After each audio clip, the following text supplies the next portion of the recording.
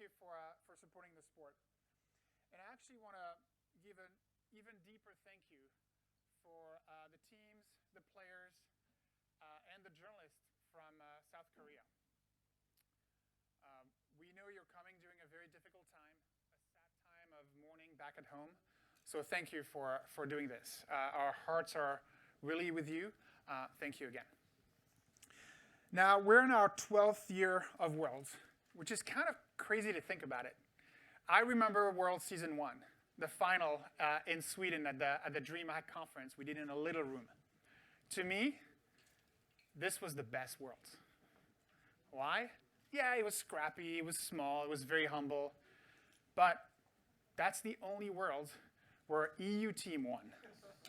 So for me, this year it's very different, okay? No EU team. It is not small. It is not scrappy. We're going to have 16,000 very loud fans at the Chase Center, watching one of the most epic battle ever for the Summoners Cup. So yeah, a lot has changed in League of Legends esports. But let's be honest, there's one thing that hasn't changed over the years. It's the domination of Korean teams. Because once again, we have a final with 2 LCK teams on Saturday. And if you know the history of League of Legends, that has happened a lot. In fact, it happens 3 times in a row between 2015 and 2017, 2 LCK in the final. That's kind of crazy. But then things changed, and we were hoping that the gap was closing, right? We were hoping things would spice up. Let me look at my notes. We had the LPL, did very well, right, in the last few years. They challenged a lot of LCK teams, and they even won the title 3 times. We also have the LEC. Of course, the LEC didn't win the last few years, but they did beat LCK teams a few times and reached the finals, right, in 2018 and 2019. And then we had the LCS. All right, a minute. No, the gap hasn't closed there. Maybe next year. All right. Despite some gaps closing, we're back to 2 LCK teams in the World Finals. It feels like déjà vu, but for me, I'm pretty happy, actually, although I'm very biased towards the EU. I actually used to live in South Korea, lost a lot of games in Seoul PC Banks, so the LCK has a special place to my heart, so I'm pretty happy about this. And we have to acknowledge the teams. DRX, what an incredible run. Maybe an awesome Cinderella story, right? On paper, it's supposed to be the weakest team from Korea this World. That's what they say. Ask the LPL teams who faced them through this tournament. I think they would disagree. This is the first time a playing team reaches the final. And maybe, after almost 10 years, Deft will finally lift the trophy. We'll see. And we also have T1, obviously, 3 times world champion. That's cool, but they haven't been in the final since 2017. And the real question is, can Faker show and prove that he is the real GOAT? Can he win a 4th championship? We'll see. It's all going to come down to an intense, crazy hype showdown this Saturday. I can't wait to see it, and I can't wait for you to see it. Because we're also going to have a killer opening ceremony on Saturday. Our most recent president of League of Legends, Lil Nas X, is going to perform. And so will global idol Jackson Wang. So rather than calling it a ceremony, I'd rather call it a celebration. Because that's why we're here. We're here to celebrate these elite players and the global community of League of Legends.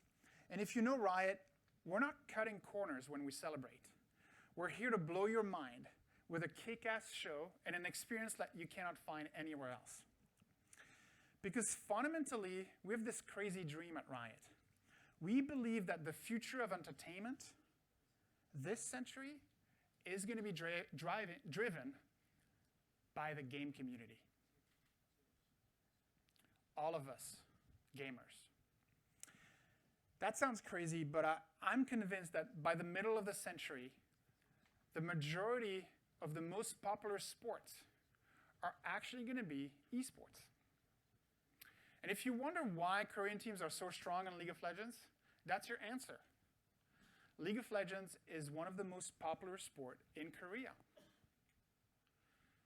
It might actually already be the most popular sport in Korea. And it's not just sport. I believe the next big cinematic universe is not going to come from superheroes in suits or pajamas or whatever you're reading in comic books.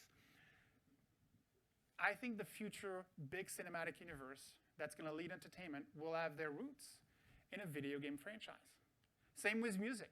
I think the best live music experience are going to be tied to games, and we're going to try to show you this a bit this weekend.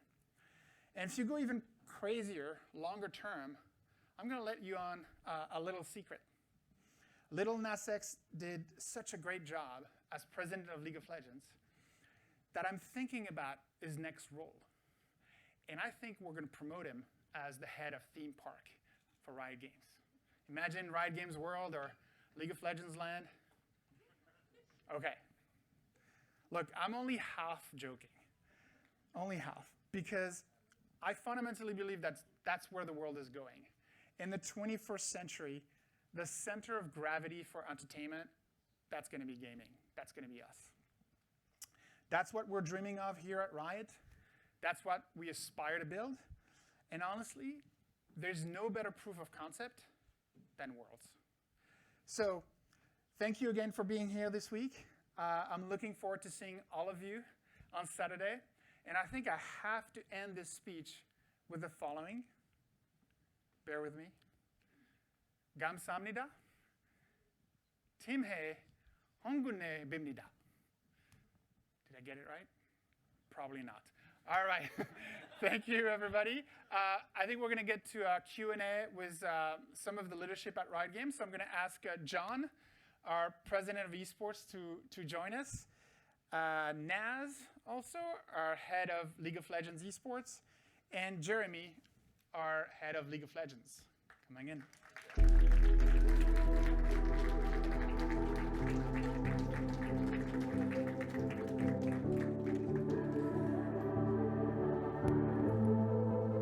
Legends never die. All right. Give me a hot mic and we'll be good to go. Let's go.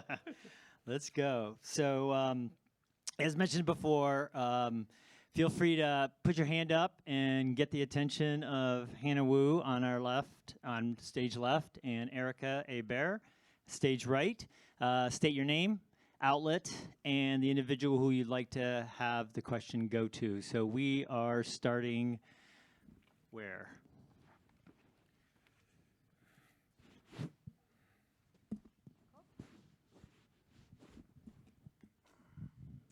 Hello, this is Florian Merz from Sport1 Germany. And my first question is a general in itself, because League of Legends is an ever-growing game. It's changing itself, and the MOBA genre itself is a base in the world of video games. Do you think about stuff which can be spicing up the genre itself or the game itself or something new? That's an interesting question. Jeremy, why don't you take that one? Okay. That's your job, Jeremy. Yeah, that Better have a good literally my job. We see League of Legends as a multi-generational game. So not a game that you will play and enjoy today, but a game that you'll play and enjoy hopefully for a long period of time, as well as have new players come in and join us as well. So whether you're a fan of the esport, or you're like grinding the ranked ladder or playing some games with your friends in ARAM, it's really critical that we continue to evolve as a game, to meet modern expectations, to surprise and delight players, and also meet players where they're at. There are things that we're working on now that I'm excited about, but we're not going to talk about today, that are coming in the next few years that will push League of Legends forward. Awesome. Thanks, Jeremy. Travis Gafford. Hi, this question's for Naz and John.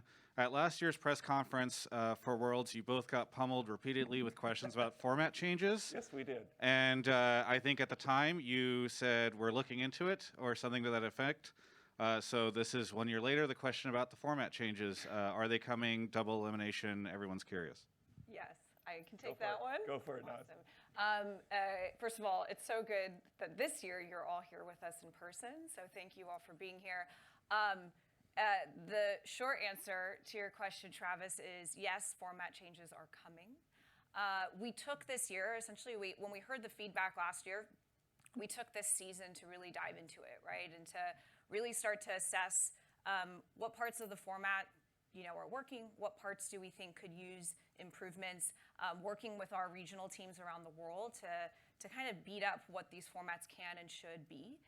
So I won't go into exactly what those should be or will be today here. We will announce that by the start of the season, but I'm excited to say that new formats are coming for both MSI and for Worlds starting in 2023. You want to add to that, John? Yeah, I'd only add that a lot of the conversation's been around double elimination versus single elimination.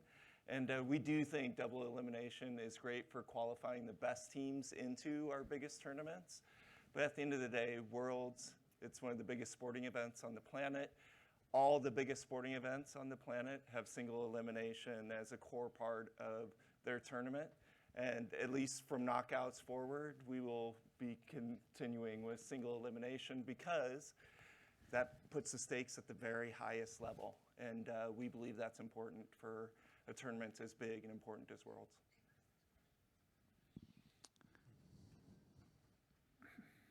Hi, Callie Scales, Esports Illustrated. My question's for Naz.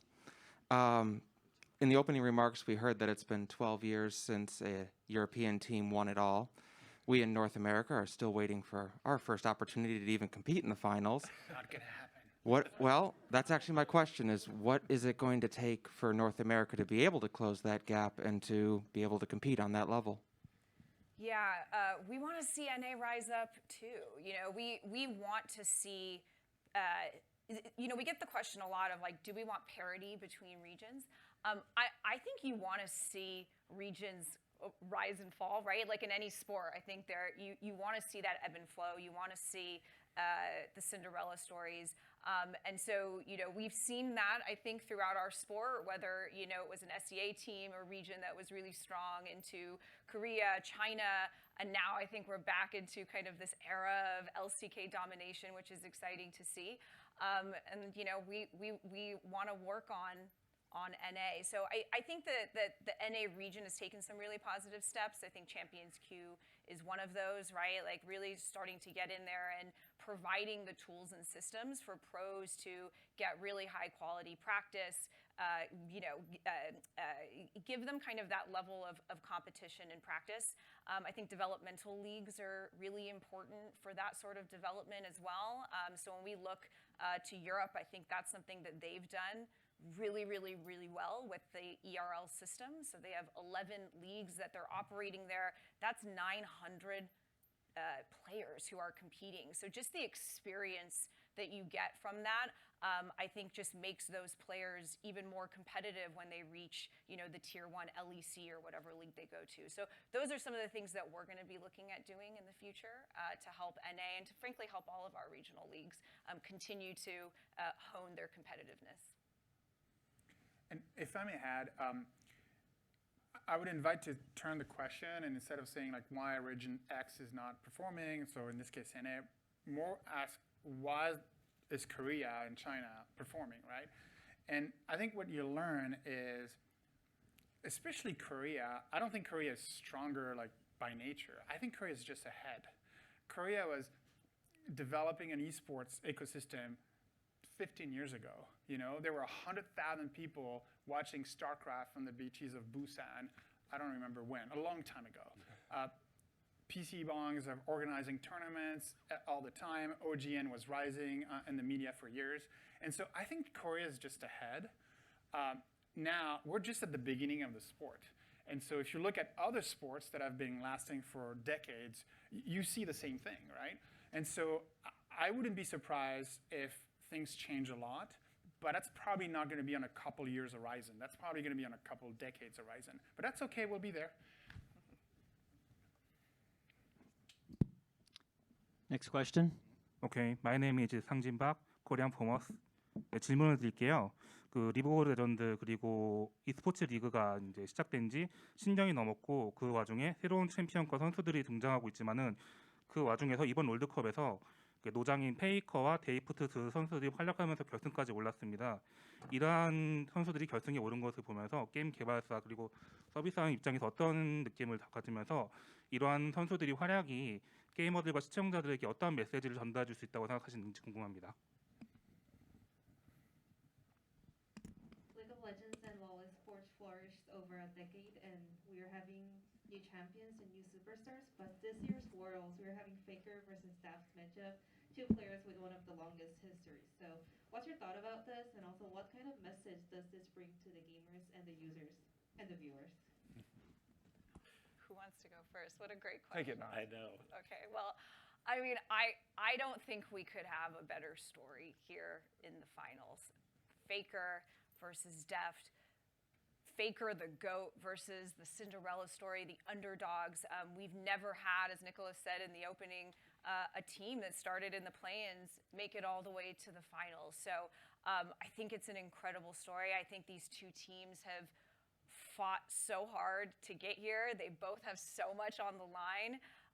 And it's great to see. You know, I think Faker he's a legend. And so I think we're all excited to see him take the stage and just further establish his legacy. And legends never die, I heard. That's right. There you go. Next question. You guys should be actually holding your hands and looking at Hannah and Erica, not me. Just for your own information. David, I think Jisa had something. Oh, Jason, I'm sorry. Oh, by the way, Jason's here now. Yes. Applause to both Jason and Wendy. They do amazing, amazing, amazing work. The only reason why Jason was a little bit late was because she was with T1. Thank you for all that you guys do for the media in particular. So take it from here. Hi, TJ. Wait, hold on. She needs to Mike, translate. hot.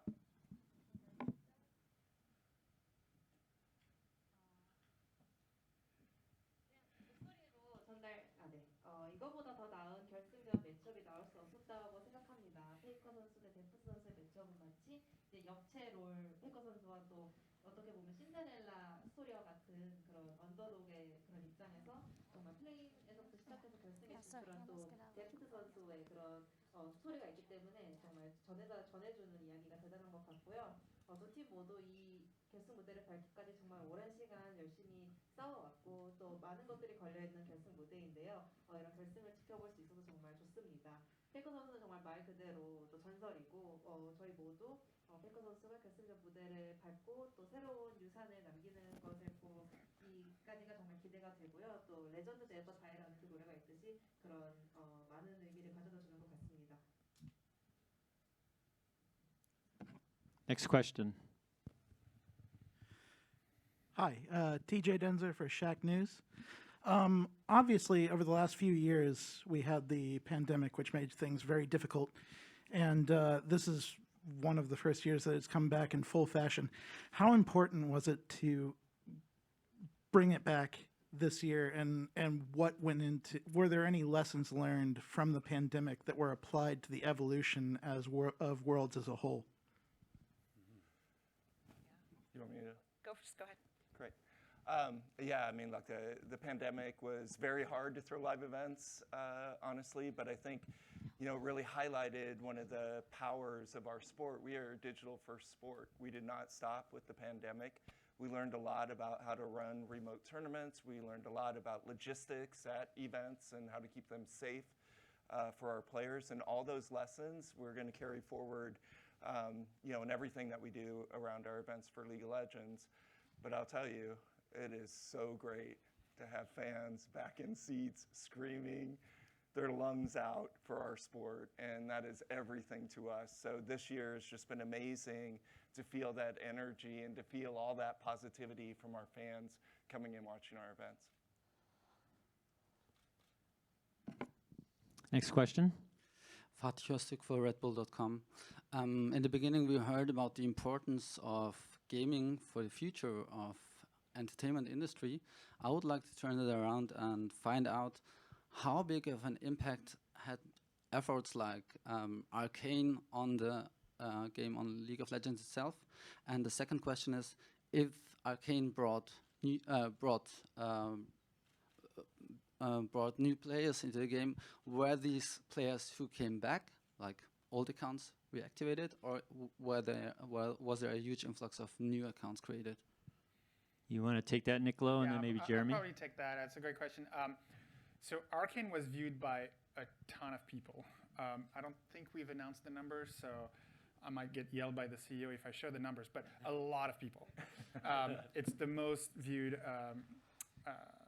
animation show by far and large. A lot of non-gamers watch the show. Now your question is, did they become League of Legends players? The answer is no. League of Legends is not a casual game. It's not a match 3 game. It's not like I watch a TV show and now I know how to play Jinx. That's kind of not how it works. But what it did for us is it did bring back a lot of old players. We have like hundreds of million, I think 700 or 800 million people who have played League of Legends actively over the last 12 years. Of course, they came back to League of Legends after Arcane, so that's a lot. And also, it made a lot of our players proud to share their love for the IP with their surrounding. That meant a lot for us.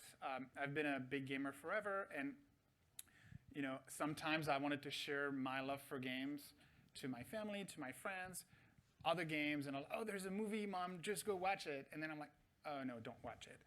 With Arcane, I was able to do that. And so, long story short, I think it re-engaged a lot of sparkle for our audience. It brought old players back in the game, but it didn't bring new players. That was not the goal, and that's okay.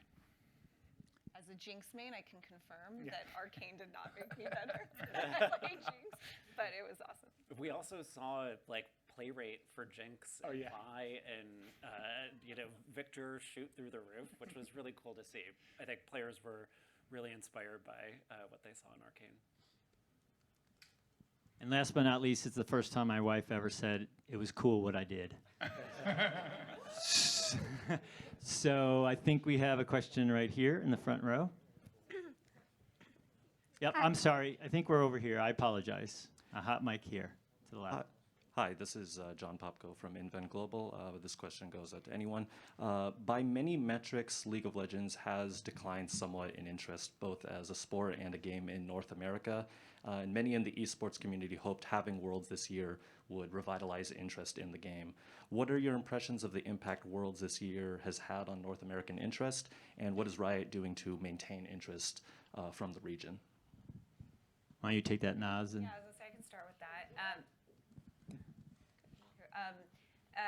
But I think Worlds coming back to NA and Worlds in general is such a culturally resonant moment for the entire League of Legends community, and we're excited that we're here in North America, first time since 2016, so in 6 years, and it's in the North American community's backyard. It's in a favorable time zone for them, and we have seen, we're still collecting, honestly, all the viewership throughout Worlds, but last weekend through semifinals as an example, we did see our English viewership increase year over year. So we are seeing some really positive trends, really positive sentiment coming from North America. And so we look to kind of keep that momentum going, I'd say, coming off of this event and going into the 2023 season. But really positive signs, I'd say, coming from this Worlds.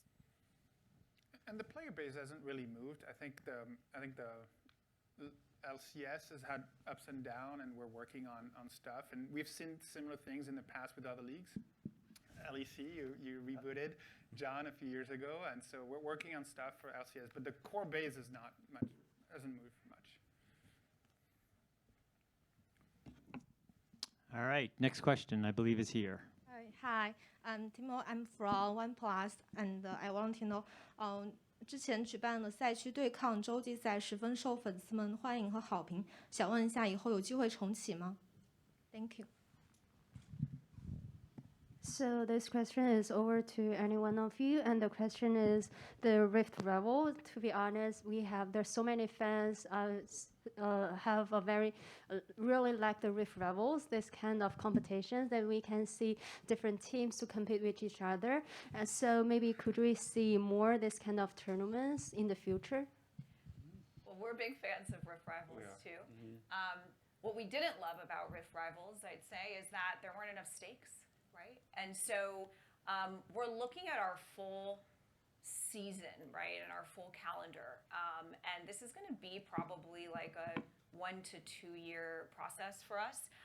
But we really see a lot of opportunity to optimize. We're in our 12th season now. It's given us a lot of information to look at and say, like, what's working, what's not, what do we want to add, what do we want to change. So I think starting next year with new global event formats, and then as we look to 2024, you know, potentially a reformatted season structure, which would open up the space in our calendar to add some more cross-regional events or global events.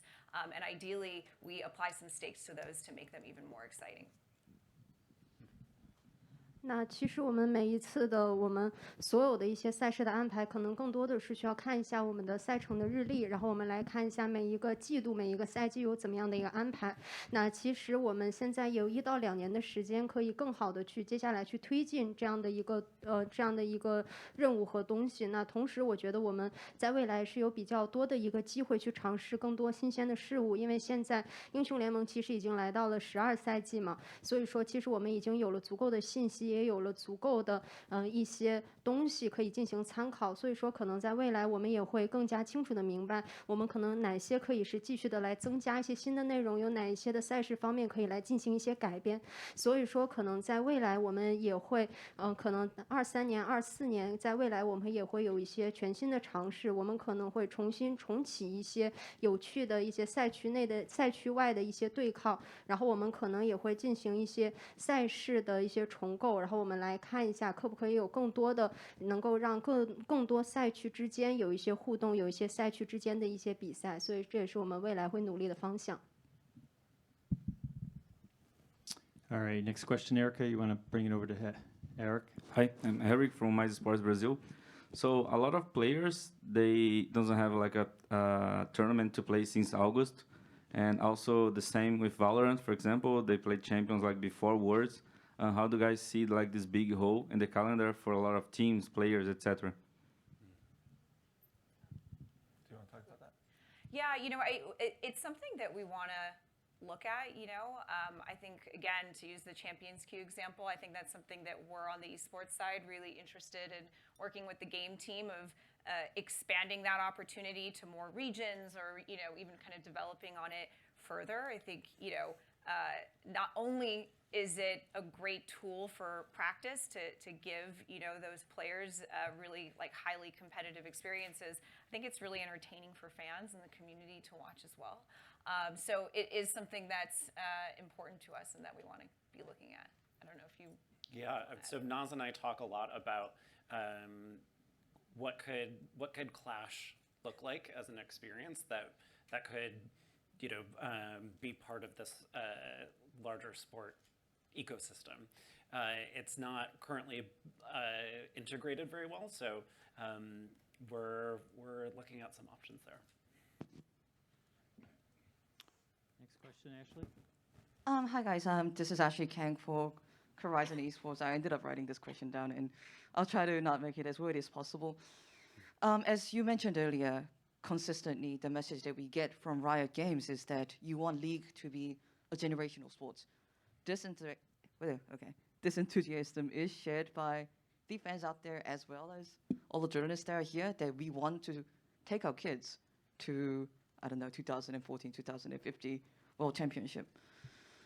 There has been a consistent feedback as well as statistics that show that perhaps League itself, in its complexity, plateaued in its lifespan, that there is too much learning curve for a beginner to enter League of Legends. In addition, as League as a game continues to add complexity, we have been seeing frequent bugs and pauses that have also creeped into competitive sports. Earlier in 2022, T1 Faker has went on an interview to quoting him, esports, the longevity of esports as a generational sport will be decided by whether those pauses and bugs can be fixed in a long-term period.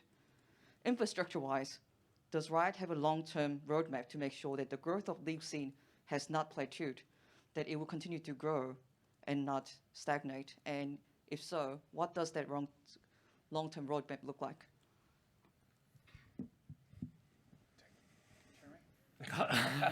Just absorbing that question, yeah.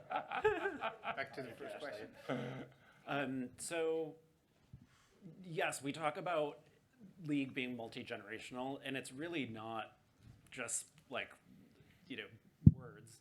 The way that we invest in League of Legends as a company is consistent, and it's a large investment, not just for today, but for the future. So as player needs change, as they evolve, as new players coming into the game are asking for something a little bit different, or for our long-term players that are asking for, maybe slow down on so many new champions. Like there's a lot of work ahead of us to meet all of those different player needs. But that's what we're here to do. That's our commitment to keep trying. In regards to bugs, so this is something again that Naz and I talk a lot about. It's a bit of the reality of having a game as a sport. There are bugs that inevitably come into play. We do our best to capture those and make sure that pro teams know anything that's outstanding that they can anticipate or work around. But fingers crossed nothing happens at this Worlds. I just shouldn't jinx us, but yeah, sorry. We are committed, and we continue to be committed to staffing a lot of focus on ensuring that the game quality improves. Over the course of this year, we've made a lot of improvements on our game service and quality. Awesome. One more question, please. Danny Pedroza from Chase Center. I'm up here, sorry. And this question's for anyone to your left. There you are, okay. When deciding on the venue, what stood out about Chase Center in particular? And just with the whole setup and the fan fest and everything else, are there any activations you're particularly excited for fans to engage with this weekend? Yeah, well, I think it's tough to beat Chase Center, brand new, state-of-the-art arena. I think everybody here is familiar with really the spectacle that we aim to put on with the World Finals, and having an arena, just as technologically advanced as Chase, just unlocks us in really exciting ways. So that was a driving factor, I think, to choosing Chase. It's amazing to be here in San Francisco, of course. The last time we were in San Fran was for our group stage in 2016 Worlds. So iconic city, iconic venue. We're really, really thrilled. And in terms of the activations, what am I most excited about? There's so many great things that are going to be happening in that fan village. I hope everybody here has a chance to go out and check it out. I've been seeing, tweets about MasterCard doing like coffee and cookies, and I know we'll have, I think, offline TV there on stage. So there's a number of activations. We're really hoping that fans can really have the opportunity to immerse themselves in all things Worlds and really just celebrate, the best that League of Legends has to offer. And with that, a good cue up that we are going to wrap this segment. Thank you, Naz. Thank you, Nicolo, Jeremy, and John. So you guys can exit because we have DRX up next. We'll flip the stage fairly quickly. Just a reminder, everyone, if you could state your name, outlet, and who you're directing the question to. Super helpful for those on stage.